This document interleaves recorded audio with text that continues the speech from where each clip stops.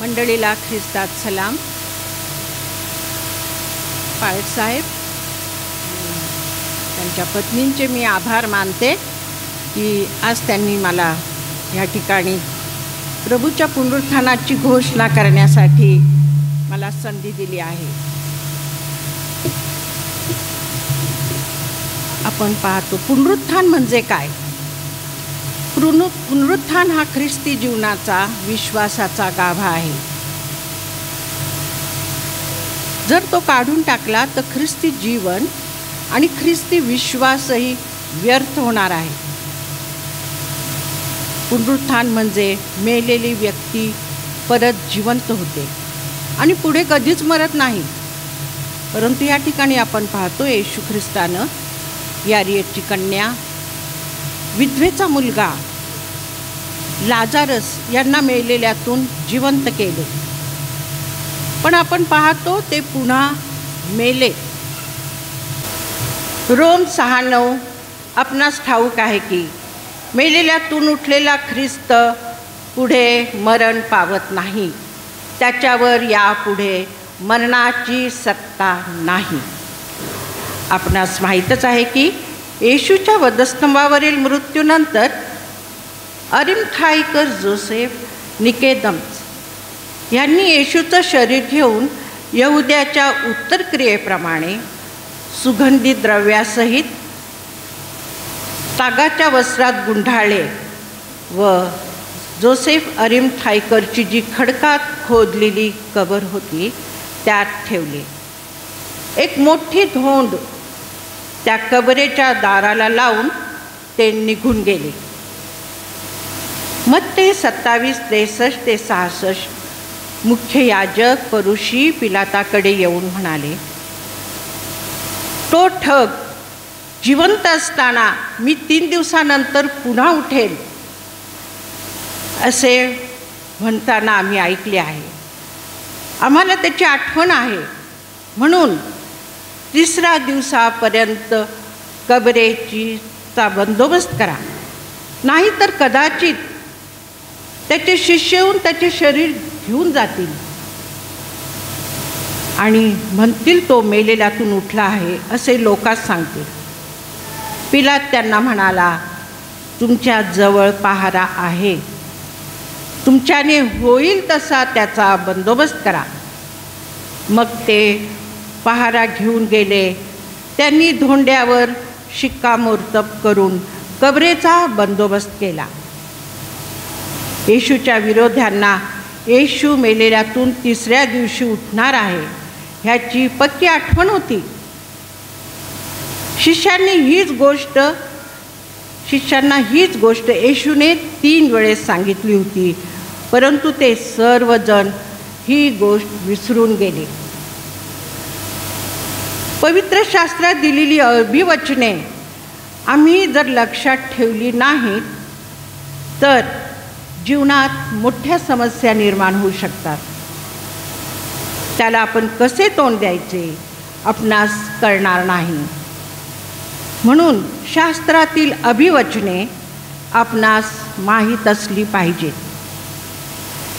त्याचं आपण रोज आणि रोज मनन करून ती आपल्या हृदयात जतन केली पाहिजेत. आपण पाहतो की सर्व परिस्थितीत आपणास वचनाद्वारे मार्गदर्शन होईल व अंतःकरणातील प्रभूची शांती कधी ढळणार नाही. आठवड्याच्या पहिल्या दिवशी पहाटेच अंधारात मगदालिया मरिया कबरेजवळ आली. तिच्याबरोबर याकोबाची आई मरिया, सलोमे ह्या स्त्रिया होत्या. कबरेच्या तोंडावरून धोंड लोटलेली आहे असे तिने पाहिले आणि ती लगेच योहान व पेत्र ह्यांना सांगण्यास परत गेली. इतर स्त्रियांची देवदूतांनी भेट घेतली. देवदूतांनी सांगितले, तुम्ही नासरेत येशूचा शोध करीत आहात. तो उठला आहे. तो येथे नाही. ती जागा पहा. त्याच्या शिष्यांना व पेत्रालाही सांगा की तो उठला आहे. ते तुमच्या पुढे गालीला जात आहे, तो तुमच्या दृष्टीस पडेल. मग आपण मग्दलिया मरियाविषयी थोडक्यात माहिती पाहूया. मग्दलिया मरिया हे ग्रीक नाव आहे. हिब्रूमध्ये मरियम असे म्हणतात. मग्दाला हे गालिल समुद्राच्या किनाऱ्यावरील पश्चिमेकडे एक मासेमारीचं शहर आहे. त्या ठिकाणची ही मरिया. पहिल्या शतकात मरिया हे नाव फार कॉमन होतं आणि तिची ओळख पटावी म्हणून तिला ह्या गावचं नाव देऊन मग्दलिया मरिया असं संबोधलं जात. नव्या करारामध्ये 4ही शुभवर्तमानामध्ये हे नाव, ह्या नावाचा उल्लेख 12 वेळेस केलेला आहे. तिचं जीवन, तिचा विश्वास, तिची प्रीती आणि तिचं समर्पण हे एक उत्तम उदाहरण आहे. लूक 8:2 या वचनात म्हटलं आहे, आत्मिक विकारापासून मुक्त केलेल्या अशा कित्येक स्त्रिया म्हणजे मग्दलिया मरियातून आपल्या पैशा अडक्याने ती त्याची सेवा करी. मरियामधून प्रभूने 7 भूते काढली होती. त्याची सविस्तर माहिती आपल्याला बायबलमध्ये काही वाचनात येत नाही, परंतु आपण पाहतो की मार्क 9:19 ह्या वचनामध्ये अशुद्ध आत्मा लागलेला मुलगा जेव्हा त्याचा बाप त्याला प्रभू येशू ख्रिस्ताकडे घेऊन आला, त्याला पाहताच त्या अशुद्ध आत्म्याने त्या मुलाला जमिनीवर पाडले. तो तोंडाला फेस आणून लोळू लागला. भूताने त्याला अनेक वेळेस अग्नीत आणि पाण्यात टाकून त्याचा नाश करण्याचा प्रयत्न केला, परंतु येशू ख्रिस्ताने त्याला ह्या सैतानाच्या बंधनातून मुक्त केलं. दुसरं आपण उदाहरण पाहतो मार्क 5 ह्याच्या 1 ते 20 वचनामध्ये आपल्याला गरसेकराच्या भूतग्रस्ताविषयी माहिती मिळते. हा गसरेकर येथे भूतग्रस्तामध्ये म्हणजे त्याच्यात सैन्य 2000 दुरात्मे होते. तो उघडा बागडा आणि रात्रंदिवस कबरांमधून आणि डोंगरामधून ओरडत फिरत असे. तो स्वतःला धोंड्यांनी ठेचून घायाळ करून घेत असे, परंतु जेव्हा येशू ख्रिस्त त्याच्याकडे आला त्यानं त्या अशुद्ध शक्तींना त्याच्यातून दूर केले आणि आपण पाहतो त्यानं वस्त्र पांघरलं आणि तो येशूच्या पायाजवळ बसला. मरियेला केव्हापासून हा त्रास होत होता आणि आपल्याला त्याची माहिती नाही, तरी ह्या भूतांनी तिला पुष्कळ पीडा दिली असती, तिला दुःख दिले असेल, तिचं जीवन संपवण्याचा प्रयत्नही केला असेल.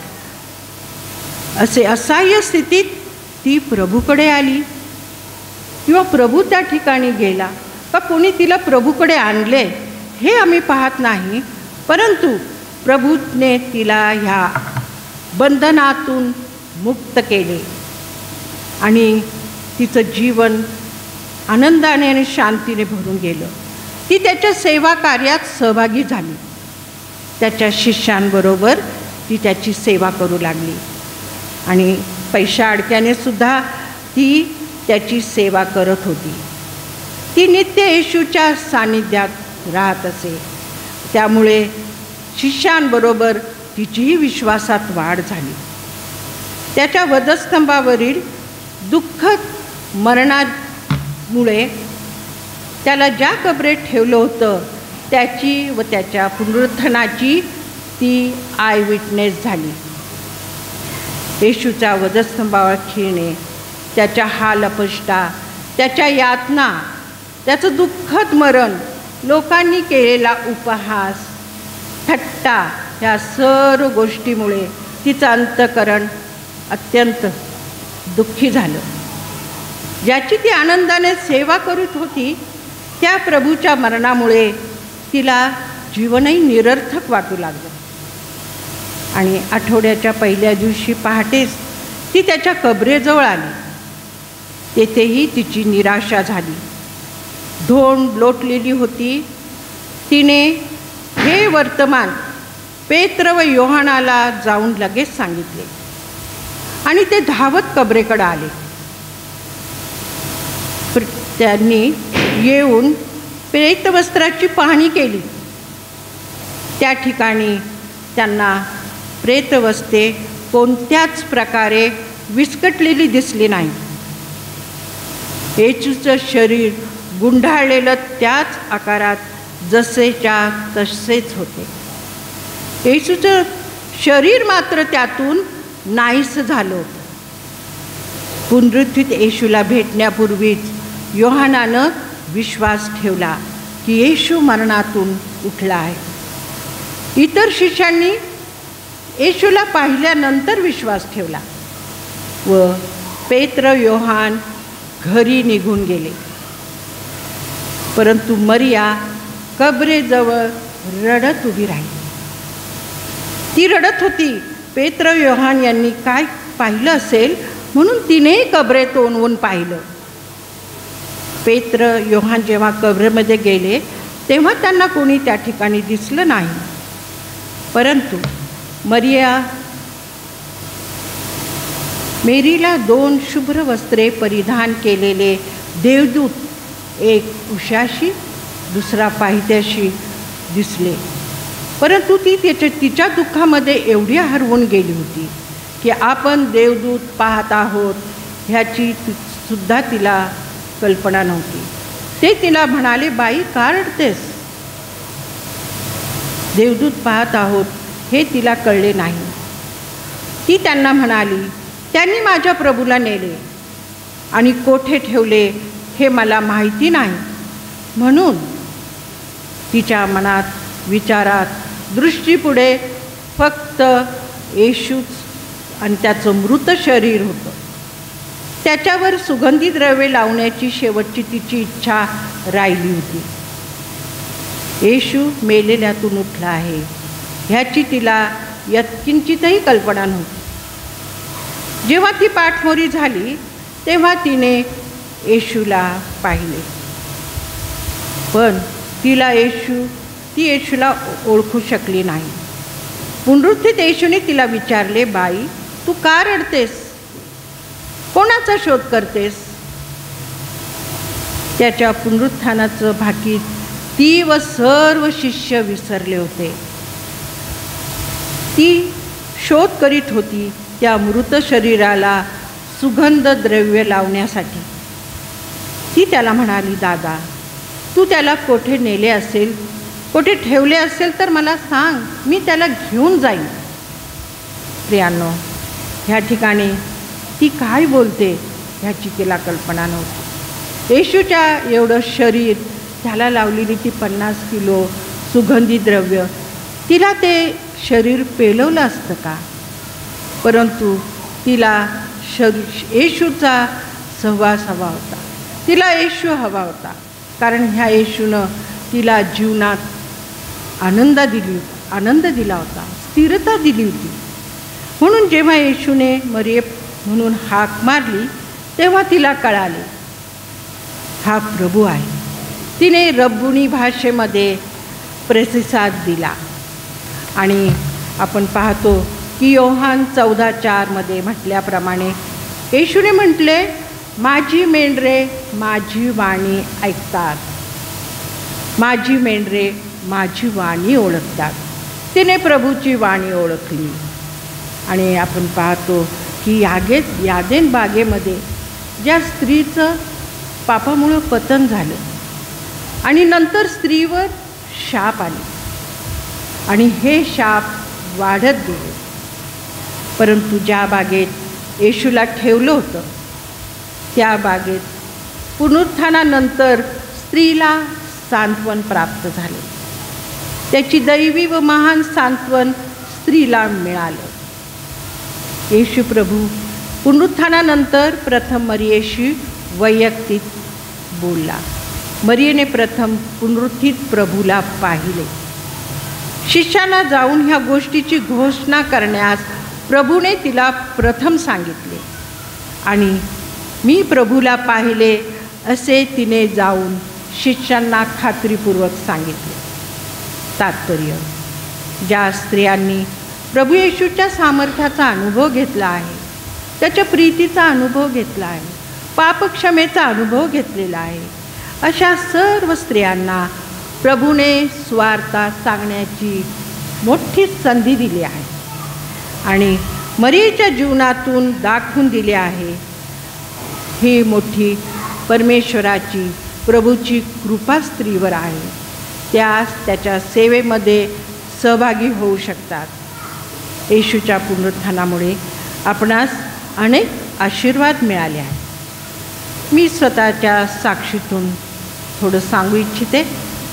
जेव्हा मी प्रभूने जेव्हा माझ्या जीवनात त्याच्या प्रीतीचा वर्षाव केला, पापक्षमेची मोठी खात्री त्याने त्याच्या रक्ताद्वारे दिली आणि एक मोठा आनंद आणि सांत्वन जीवनात प्राप्त झाले. ज्या येशू ख्रिस्ताला मी ख्रिस्ती जीवनाप्रमाणे फक्त त्याचं अनुसरण करत होते, परंतु आत्म्याने मला त्याची भेट नव्हती. परंतु त्याच्या वचनाद्वारे, त्याच्या आत्म्याद्वारे प्रभूने त्याची कन्या होण्याचा जो मोठा आशीर्वाद दिला, त्या आशीर्वादामुळे मला जीवनात अधिक आनंद प्राप्त झाला आणि हा आनंद माझ्यापुरता मला ठेवायचा नव्हता. आणि स्त्री असल्यामुळे बाहेर जाऊन सांगणं हे थोडं कठीण होतं. ह्याला आपल्याला बाहेर प्लॅटफॉर्म नाही, पण आपलं घर, आपल्या बहिणी, आपले भाऊ, त्यांची लेकरं आणि त्यांना हे सांगण्याची संधी मिळाली. आणि प्रभूची प्रीती जी मला मिळाली होती, त्या प्रीतीने मी त्यांना ख्रिस्ताच्या आणण्याचा प्रयत्न केला आणि तो परमेश्वरानं आशीर्वादित केला. त्यांनी प्रभूला आपलं अंतःकरण दिलं आणि त्यांच्याही जीवनात मोठे बदल घडून आलेले मी पाहिले. त्याची खात्री आपणास पवित्र शास्त्रातील अभिवचनामुळे होते. ते आशीर्वाद आपण थोडक्यात पाहूया. पहिला आशीर्वाद आपण पाहतो, येशू ख्रिस्त हा देवाचा पुत्र आहे. योहान 10:17-18 वचनं आपण पाहतो. कोणी वचनं वाचेल का? योहान 10:17 आणि 18 वचनं.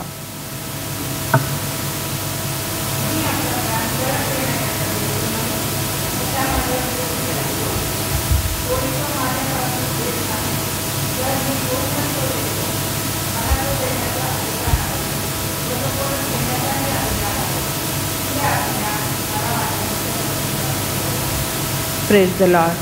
आणि आपण आता दुसरा आशीर्वाद पाहूया. येशूच्या पुनरुत्थानानंतर हे शास्त्रवचन वचनाप्रमाणे सत्य आहे. जुन्या करारामध्ये येशूच्या शिकवणीत हे स्पष्ट सांगितलेले आहे. स्तोत्र 16:10, कारण तू माझा जीव अधोलोकात राहू देणार नाही. स्तोत्र 110:1 मध्ये म्हटलं आहे, माझ्या प्रभूला परमेश्वर म्हणतो, मी तुझे वैरी पादासन करोपर्यंत तू माझ्या उजवीकडे बैस. तसेच यशया 26:19 हे वचन कोणी वाचेल? यशया 26:19.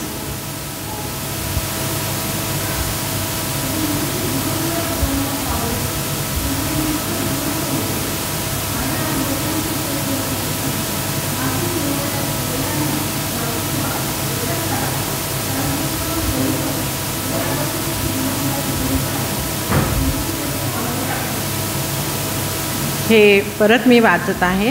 यशया 26:19 मध्ये म्हटलं आहे, तुझे मृत जिवंत होतील, माझ्या लोकांची प्रेते उठतील. मातीत मिळाल्यांनो जागृत व्हा, गजर करा, कारण तुझ्यावरील दहीवर हे प्रभातेचे जीवनदायी व दहीवर होईल. भूमी प्रेते बाहेर टाकील.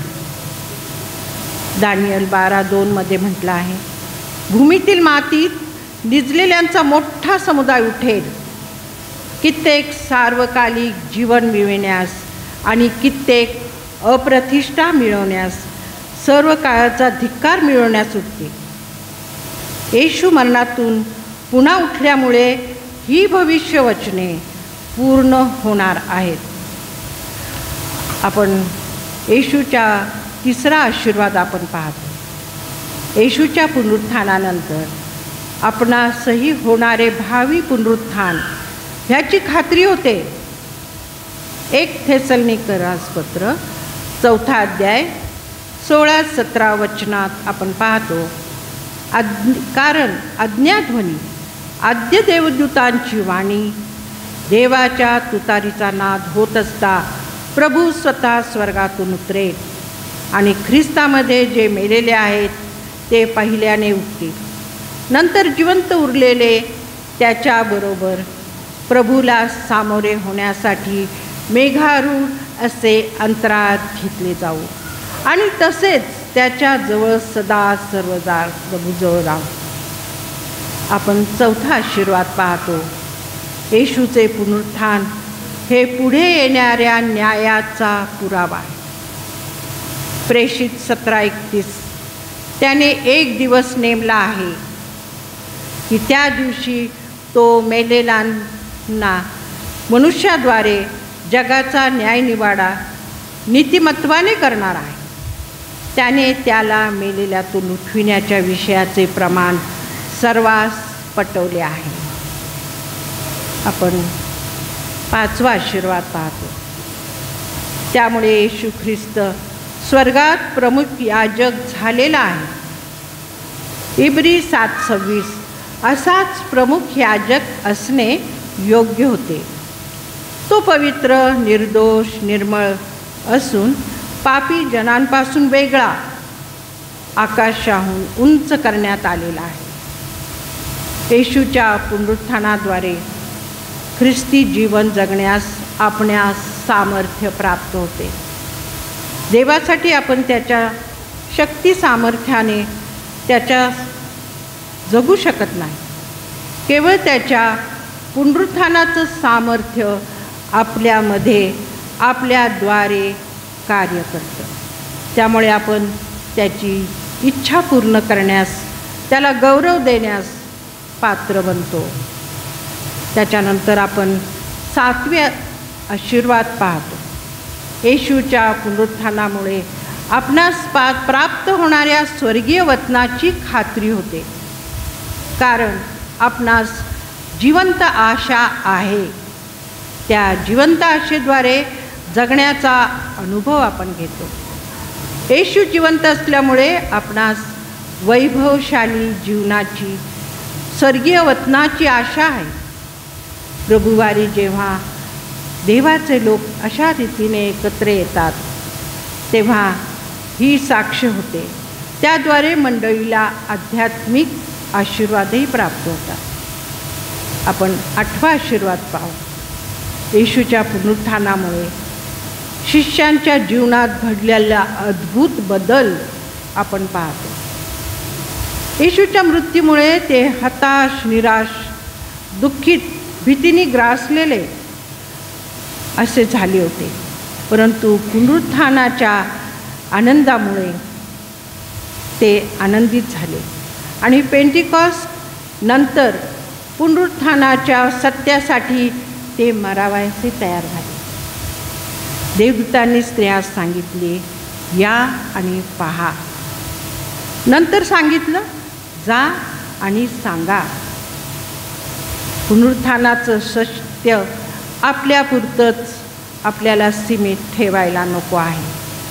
हा आनंद, हे सत्य सर्वांसाठी आहे आणि ज्याला हे लाभेल त्यालाही आत्म्यात पुनरुत्थित झाल्याचा अनुभव येईल.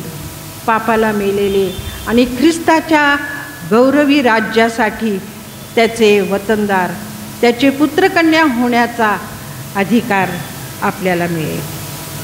मार्क 15:16-15 मग त्याने त्यांना सांगितले, ही सर्व जगात जाऊन संपूर्ण सृष्टीला सुवार्तेची घोषणा करा. मला ठाऊक आहे आपणापैकी पुष्कळ जण येशूवर विश्वास ठेवतात. पुनरुत्थानाचं सामर्थ्य आपणास अद्भुत धैर्य देतं. त्या सामर्थ्याने आपण भरायला पाहिजे. त्यासाठी नित्य त्याच्या सानिध्यात, त्याच्या प्रार्थनेत राहण्याची आपल्याला आवश्यकता आहे. देव आपणा सर्वांस ही कृपा पुरवो, हीच त्याच्या चरणी माझी प्रार्थना आहे. आपणा सर्वांस आशीर्वाद असो.